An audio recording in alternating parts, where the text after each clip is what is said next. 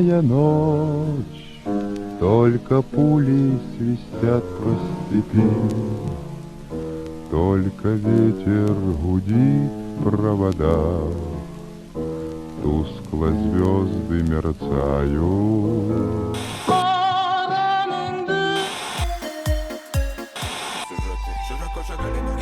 Такой же опасный, как Дензел. Лечу на Мерседес-Бензе, стреляет очередной бенгер. Такой же опасный, как Дензел. Откатываю в клуб на флексе, люди вокруг все дэнсят. Стреляет очередной бенгер. Такой же опасный, как Дензел. Дензел. Это стиль, это kill. Bitches gonna feel. Bitches gonna feel. Bitches gonna feel. Это стиль, это kill. Bitches gonna feel. Bitches gonna feel. Bitches gonna. Бүгінгі видеоны көріп алып, Нұрғазы бұл немені Мерседесті 1500 жол көргенсін кешкеле мақтана бересің бе деп айтышыңар мүмкін. Бирок састараны тартып, мындай камераменен отидо бүт башыман өткізген окуяларды, опыттарды айта турган болуп калды, чогулуп калды. Жанагынтип эшикке алам деген Мерседес фанаттары да көп да. Ошоларга бүгүн дегеле силерди эмне күтөт эшикке алсаңар? Кандай эмоция берет? Кандай минустары бар, кандай плюстары бар, ошоларды бүт бардыгын айтып берип, 1500 биринчи жолу болсо дагы бул видеону чыгаралы деп чечтик деп анда. Анткени билем да, Мерседес фанаттары дагы простые люди дегендейчи. Андыктан жакшы места кылып чайыңарды даярдап отуруптурлар. Бүгүн Ешка менен болгон сонун бир видео обзорду сиздерге тартууламакчымын. 1-4-0 я жму на газ. Классика чисто на классе. Рядом мои теги на массе. Пару косых в моем басе. Иду к своей цели. Go, go, get it, go, get it. Wait a minute, wait a minute, wait a minute. Крутится жизнь как спиннер. И в этой жизни я винен. Бүгүнкү Аризонун тарткандан кийин Аризонун видеодон кийин мага чалып жазгандар да болду. Нургазы жанагынтип Аризону кечкеле минус жактарын айта берсин анан мына депчи. Эми тест драйв болгондочу тугандар, мен эми жанагынтип мактап эмес, чисто мен машинаны айдап атканда кандай эмоция алып атам, ошону сиздерге жеткизгим келип атат да. Мисалы үчүн чисто мондай как она есть айтып атам да. Мактап, буга чейинки видеолордо мактай эле берип биз кайсы машинаны берсек мактайын. Жок, мындай бара-бара уже сарылем отуруп тест драйв тартып аткандан кийин колдон келишинче мындай жан дүйнөңөн чыккан эмоцияларды, эмнени сезип атасың ал боюнча ошолорду айтып бергибиз келип атат да тоонда. Анан кийин көрдүңөр кечеги Аризонадагы более-менее мындай тарттык. Машиналарды көбүнчө алганда мындай срочно болуп атат тоонда. Бир күнгө эле болуп, ошого нарк белгилерин түшүнүп, жетип, нарак-берак кылып, мындай досконально дагы кээде айтып бере албай калып атабыз да. И видеодо өтө эле узак болуп кетет андан. Ошон үчүн тоготор жерлерде силерди мындай мисалы үчүн кандай машина алсаңар, ошол машинадан эмнелер күтөт, ошону айтып бергибиз келип атат да. Бүгүн биз Stax деген таксопаркка келдик тугандар. Бул таксопаркты өзүңөр да жакшы билесиңер. Бул таксопарктын эң жанагындай фишкасы тугандар. Эгерде бул жерден арендага алып иштеп атканда лимитиңер бүтүп калса 2,5 миллион тугандар. Чисто секрет. Өзүбүздөн жанагынтип көрүүчүлөргө айта кетейин. Бул жерден машина алсаңыздар, без парковый самозанятый дагы улап иштесеңиздер болот экен тугандар. Ошол эле 3,5% эле ойдон калат экен. Эч кандай налог, наркы берки төлөбөйсүңүз. Чисто секрет. И дальше бул жакта аренда жана выкуптар дагы айта кетейин эми. Өтө жакшы условияда берип атат тугандар. Биз атайын келип өзүбүздүн условияларды коюп, арзан кылып бергиле деп айтып атабыз. Комфорт плюска тугандар. Биринчи жумага ушул видео чыккандан кийин бир жуманы эсептеп туруп келе бересиңер. 3190 рубльдан берет тугандар. Менин атыман келдим болбосо канча сом таксопарктын атынан келдим десеңиздер, ушул фиксированный сумма навсегда калат. Биринчи жумада жетишпей калгандарга, экинчи жумада келип калгандар болсо 2990 рубльдан болот. Бирок бул 2 жумага эле тугандар. Бул жерден машина алгандан кийин 1 жума без комиссия машинени айдайсыңар тугандар. Таксопарктын комиссиясы дагы 3,5%. Ошондой эле выкуптун дагы жанагындай фишкаларын айта кетейин тугандар. Выкуптар вообще арзан берилип атат. Первоначальный взнос 150 миң экен. Күнүмдүк төлөмү 3,5 миң болбосо 3700 рубль болот экен тугандар. Машиналар комфорт плюска машиналарды 24 айга берилип атат экен тугандар. Эсептеп көрөсүңөр, 150 миң рубль первоначальный взнос, күнүмдүк төлөмү 3500-3700 рубльдин тегереги 24 айга. Ошондой эле комфорт жана экономдордун арендасын айта кетейин тугандар. Комфорттор 2490 рубльдан башталат, 2700-2800 рубльга чейин жылына комплектациясына жараша. Экономдор болсо 1900 950 рубльдан баштап 2050 рубльга чейин булар дагы жылына комплектациясына жараша. Депозити тугандар накопительный, жанагындай башында эч кандай сумма бербейсиңер. Экономдорго 14 000 рубль, комфортторго 20 000 рубль, комфорт плюстарга болсо 25 000 рубль тугандар. Бул жердин дагы бир фишкасы тугандар. Бул Стас таксопаркынын бүт бардык услугасы, условиялары ушул жерде. Мойкасы бар, шина монтажы бар, кузовной ремонту бар, обклейкалары бар, кыскасы бүт бардыгы ошол жерде туган. Телефон номерин, адресин видеонун астына жазып коем тугандар. Келип, мондай жанагындай кичине бир аз кризис болуп, кыйынчылык болуп атканда могул жерден лимитиңе толуп калса, машинаны алып ишти кылып алгыла. Бүгүн деле бул өзүм ешкам уже канча жыл болду? 2,5 жыл болуп атат да, уже бир 6-7 ай калды бул клуб бүтүшүнө. Билесиңер, буга чейин бир Инстаграмдан видео чыгарып, ютубтан чыгарып дегенде Инстаграм менен ютубта бир 2 миллиондон подписчик болсо, бул машинаны ойнотом деген, бирок эч ким жанагынтип жакшы көңүл бурбай койду тугандар. Бирок жанагынтип биз канчалык видеолорду качественно кылып, машинаны обещать этип, розыгрыш кылабыз десек деле, биздин кыргыздарды таң калтырыш кыйын экен тугандар. Жанагынтип 1000 видеолорун европейский болгону менен көрүүчүлөр кыргыздар болуп, өзүбүздүн мекендештер болгон үчүн бир аз таң калтырыш кыйын экен биздин көрүүчүлөрдү. Биз өз ошондой калк экенбиз да, анча-мынча нерсеге таң калбайт экен. Нургаз машинесин розыгрыш ойнотуп, мына ойнотосуң да деген мондай. Вообще мындай таң калбайт экенбиз да, биз ошондой мындай. Как будто бүт баарын көрүп койгондой, бүт баарын биле тургандай жашайт экенбиз деп койдум да. Базар жок, ар бир машинанын өзүнүн фанаты болот, колдон келишинче дагы дальнейшем бүт машиналардын характеристикаларын жакшы көрүп алып, силерге колдон келишинче видео кылып көргөзөлү да. Орустардан немебиз көп, Давидичтен немебиз көп. Акыркы видеолорубуз мисалы үчүн мындай карап көрсөңөр, Эрик Давидичтин видеолорунан эч кандай кемжели жок. Бирок бул жерде фишкабыз эмне? Биз кыргызча сүйлөп көргөзүп атабыз да тугандар. Ладно, лайк баспасаңар деле, комментарий жазбасаңар деле, бирок биз ошол нерсени кыргыз тилинде жеткирип, мондай кыргыз тилинде какой-то бир уровеньге чыгатканыбыз бизге өзүнчө эле мондай жагып атат ошол нерсечи. Кыйратты деле акча таппайбыз эмесе биз оператордун экөөбүз могулар боюнчачы. Экөөбүз бир күн, 2 күн кечки бара болуп, кылган ишибизден өзүнчө эле бир удовольствие алып, ошол иш жагып атат тугандар. Анан кийин жанагы оценивать этип, комментарий жазып, маркер кийдириш, алар эми чисто өзүңөрдүн жеке ой пикириңе тугандар.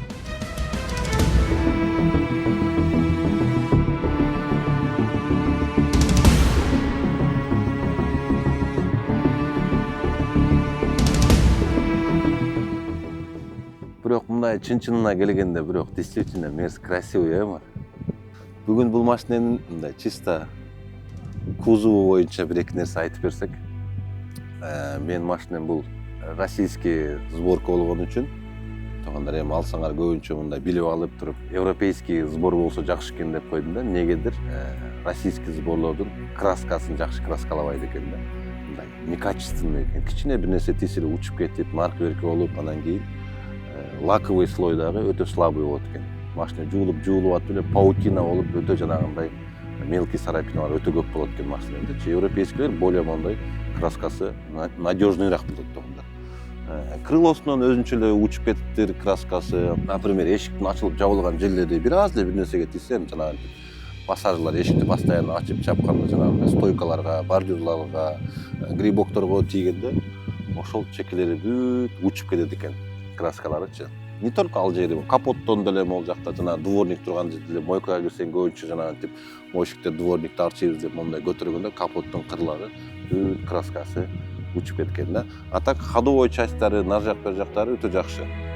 Мисалы үчүн европейскилердин моторлору кандай болуп атат билбейм. Мен бул 2,5 жыл айдап жүрсөм, моторунан, башка жерлеринен бир дагы мондай нарекание болгон жок да. Мына 200 километрге келип, Кудай сактасын эми, бирок жакшы эле айдадым, көп эле машина 200 километр жүрдү, 200 000 километр жүрүп койду уже, бирок мондай бир дагы нарекание болгон жок. Максимум топливной фильтр алмаштырдым мотор жагынан. Өзүм прошивка кылдырдым.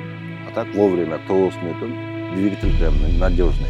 Дизелдерчи прям неубиваемый да. Менимче бир 300 000ге чейин эч кандай уже ремонт требует этпейт го дейм да бул машинанын моторучу.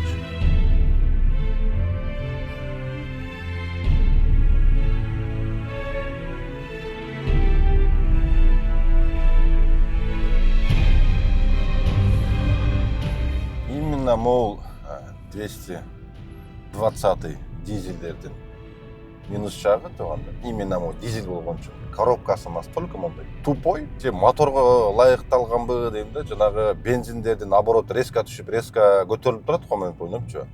А бунда ошол моментти мондай түшүнө албайт экен да. Деп же алмашын билбейт, же ташташын билбейт, какой-то бир времени мондай тепсең ойлонуп калат да, анан кийин какой-то мондай бир айда бир дык этип мондай резко удар болуп турат да коробкада. Түшүнбөйсүң, короче, мондай. Мотордун обороту менен коробка мондай, короче, не деп коет, жанагы адаптация бир нерсе кылат экен го, короче. Ошонусу бир аз тяжелыйраак болот экен. Бир минус жагы да, бирок ал деле билинбейт, мындай көнүп кетесиңер, анан кээде байкасаңар, монтип газ тепсең, деп шашпайраак алмашып, ошентип ойлонуп калат да, бул же мондай газды катуураак тебем деп атабы деп ойлоп калат окшойт да, маз кетчи бир аз мындай газ теп турсаңчы. Ошондой экен. А так почти машинанын веси 2 тонна, 2-литровый дизель, 194 аттын күчү менен болот, өзү заводскойчу. Стейдж кылдырганда где-то бир 10%, 20% кошулат экен да, ошондо где-то бир 240 аттын күчү бар да, где-то могу машинадачы. 240 аттын күчү бар. Просто ал деле не факт, просто мен жана кылдырып көргөнүм үчүн айтып берип атам да. Аны деле жанагынтип индивидуальный кылыш керек экен, кылдырганга жарашачы. Раз моторду кылдырып, коробканы дагы прошивать этирип, ошого мондай совпадить этиш керек экен. А мотордун күчүн көтөрүп, жөлүнө турбинаны жанагы дувать этирип койгону менен чоң атмосферада өйдөй турган кылыпчы. Камераны прошивать этирсең, ал кылганың бир пул экен. Бир аз шустрый болуп калат.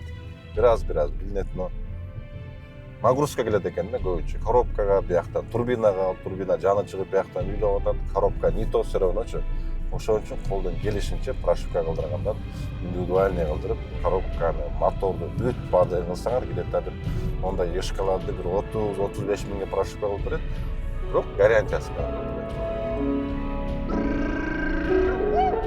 Я не знаю, где мне стать. Себя рано потерял, свои раны зашивал.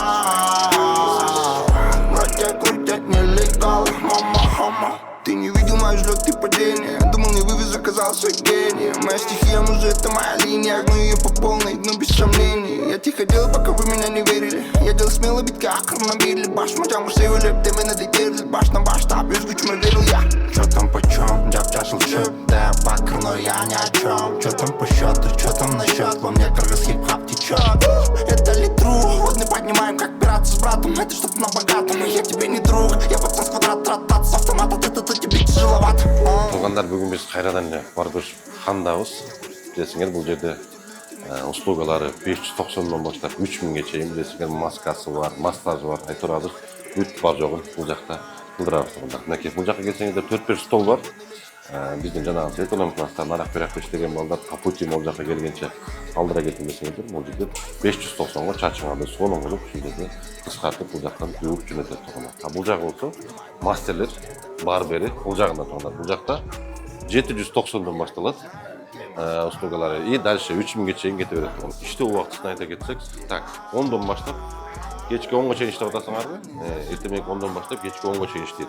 Азыр Кайрат менен Кайрат сонун бир чачты алып жөнөтүп чачсак. Себя рано потерял, свои раны зашивал. Вроде крутят нелегал.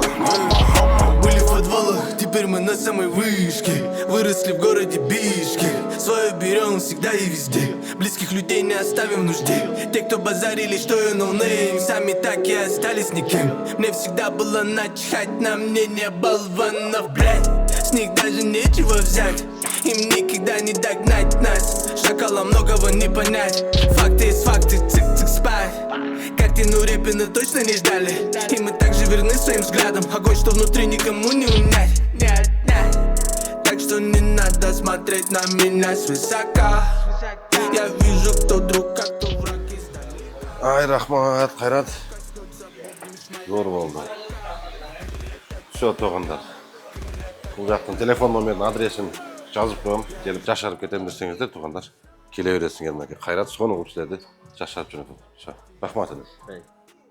Бул мерстердин эң эле слабый жери, например, могул ешкаларда негедир могул сиденьялары прям натуральный кожа эмес да.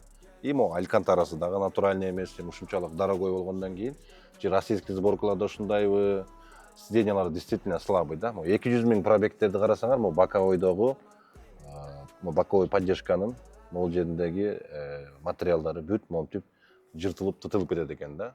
Вообще жанагындай классическийлери бар, жанагындай базовый комплектациядан, алар полностью могул жагынан бери ушундай материалдан болгон, алар вообще эле отурулган жеринен бери жанагынтип жыртылып, сыйрылып, вообще 200 000, 300 000 пробегте сиденьясы вообще жарабай калат да. Ошон үчүн эми колдон келсе мондай натуральный кожаный сиденьяга алмаштырып коюш керек экен, эгерде возможность болсочу. Болбосо өтө этиятты айдаш керек экен. Ремень, наркы берки могул жерлерден тийгенде монтип тытылып кетет экен. Ушул машинени силерге жанагы мына 2,5 жылда стейдж 1 кылдырып, наркы берки кылдырып, 200 000 километр жүргөндөн кийин жанагы күчү кайттыбы, кайтпадыбы, ошону бир жанагы заезд кылып, ат менен даста канчага жүрөт, ошол азайып кетпептирби деп көргөзөлү десе келе, жаан жайт, кайра ачылып кетет, кайра кел тарталы десе келе, кайра эле жаан жайт. Бүгүн жаан жаса да эптеп көргөзөлү. Кандай болуп калды экен? Мен азыр мону Sport Plus'га индивидуалга коеюн. Бул жакта полностью рулёшкасынан бери бүт бардыгын спортко койдук. Азыр көрөбүз эми нолдон баштап. Тиги замерди беркиден включать этип алалы азыр. Монда беле? 1-2-3 анда. Биринчи бир кикдауну жок эле көрөйүн, анан кийин кикдаунду кошоюн, Буларды өчүрөлү. Немени азыр могул жака келип туруп немени өчүрүп алайын. Антизаносты өчүрүп коеюн. Ато газды таштай берет экен да. Ушундай туруп тура берсин. Анда биз мында деп кеттик. Атай могул кеңирээк болсун деп Шереметова жакка келдик. Бирок мондайды кайталабагыла башка жаш балдар. Кикдаун жок эле көрөбүз жүзгө чейин, 1-2-3.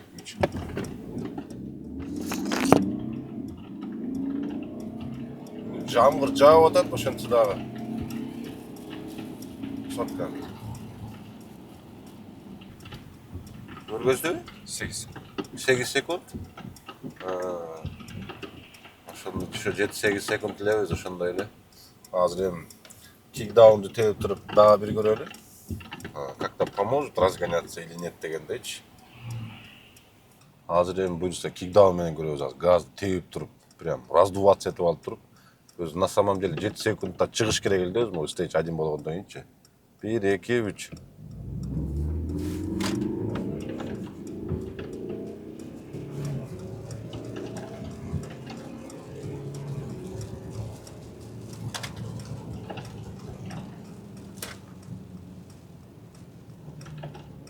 Барбы жети? 700 болду абы. Ушул значит 200 000 километр жүрсө деле машина мындай более-менее живой экен деп, действительно-чы.